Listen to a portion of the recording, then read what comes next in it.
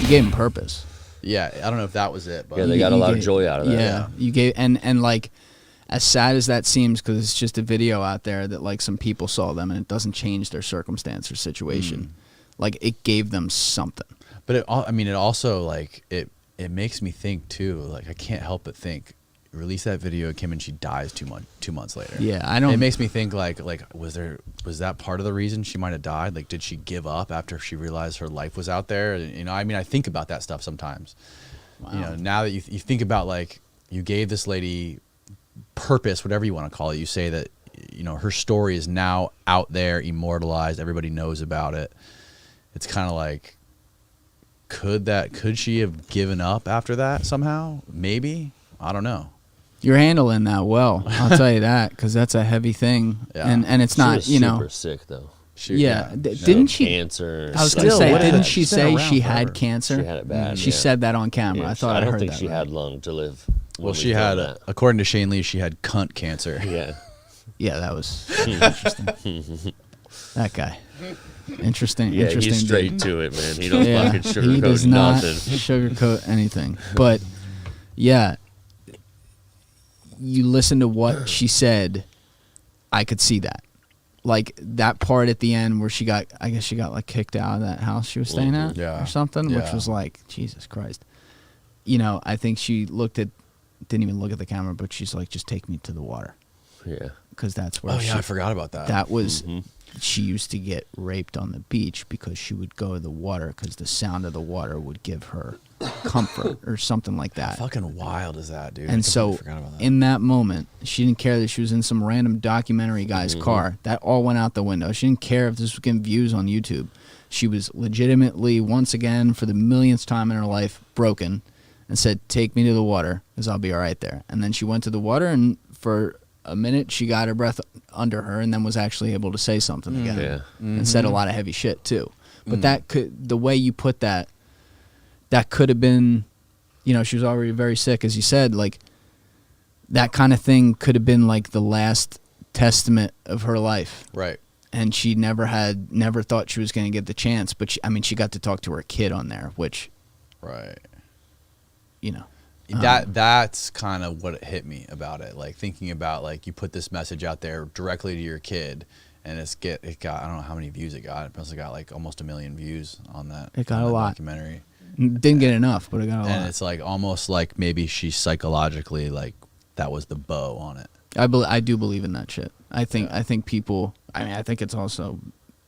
I don't want to speak for anything. I don't have any studies in front of me, but I think some of that's probably been supported by science, like the mental, emotional tied to physical life. Like, why do some people get something off their chest and then look up at the sky, take their last breath, and die? Mm-hmm. You know, it's like, oh, we didn't know they were going to go today. And your mind has some. I mean, think about, like, people who get diagnosed with cancer, who it's all like. Think about, like, when you go through that process, you get diagnosed, you get told, the doctor tells you have this X amount of days to live.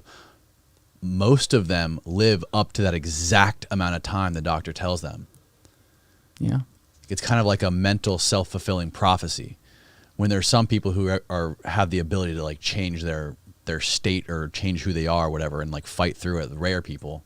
But I truly do think that a lot of times when in those kind of situations people get diagnosed with cancer, that they believe that shit and they go down this depressive downward spiral because of the psychology of that diagnosis is almost unbearable, and it just kind of like adds kerosene to the fire and helps you die quicker. Yeah. I don't think anyone can really know until, God forbid, it happens to them, but you can learn from watching other people deal with crazy shit and how it molds them, you know. And, like,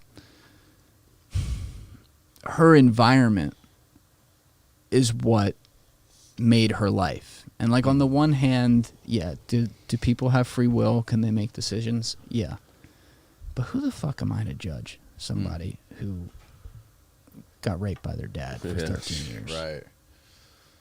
Like, I can't believe she was still alive. Yeah.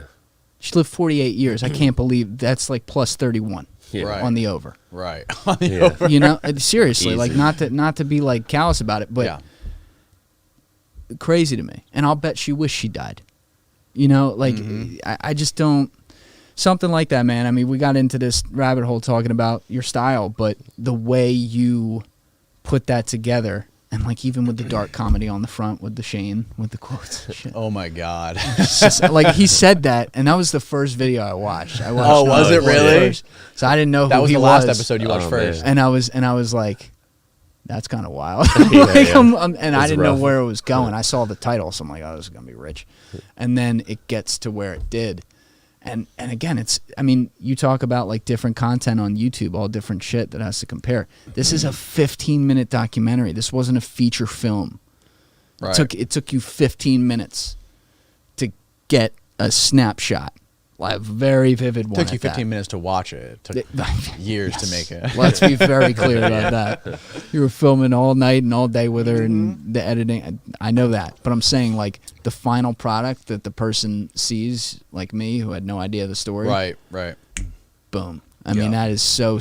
I had Jim watch that too. Did you? Yeah, he called me up. He's like, holy. And, you know, this guy's seen the worst of the worst. Yeah. The worst. This guy was one of the lead interrogators globally for the FBI. Like, he's seen the worst of the worst. Yeah. And he's like, that's fucking fucked up. I'm like, yeah. And we just sat there in silence for like a minute. He's like, that's insane. Well, when you can dramatize it with music and timing and all of that, it makes it hit way harder. Oh, yeah. You know, if you strip that thing of the music and the timing and some of like just like it's everything about it, just like the color grading, it just creates this full fucking effect and makes it hit you 10 times harder.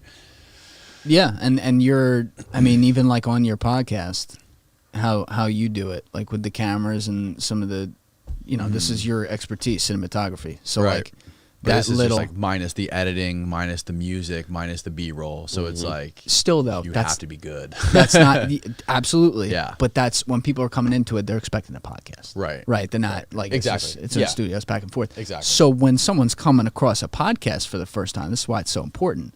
They don't know who you are. There's a million podcasts out there. They're going to give this maybe 2 seconds. Right. Screen comes on and they see like the production. And there's just something that looks different about your visual. It's really wild how you do it. And they're like, what the fuck is this? And the next thing you know, they just watch a Roger Rees episode. Yeah, I know, right? You know, it's like, that's how it goes. That's so cool. But look, man, I think you married something that you wanted to do that you probably did more than you realized, which is talking with people and getting to the bottom of people's story and what they're about or what they think about things, with, you know, also putting together something that is produced in a visually beautiful way.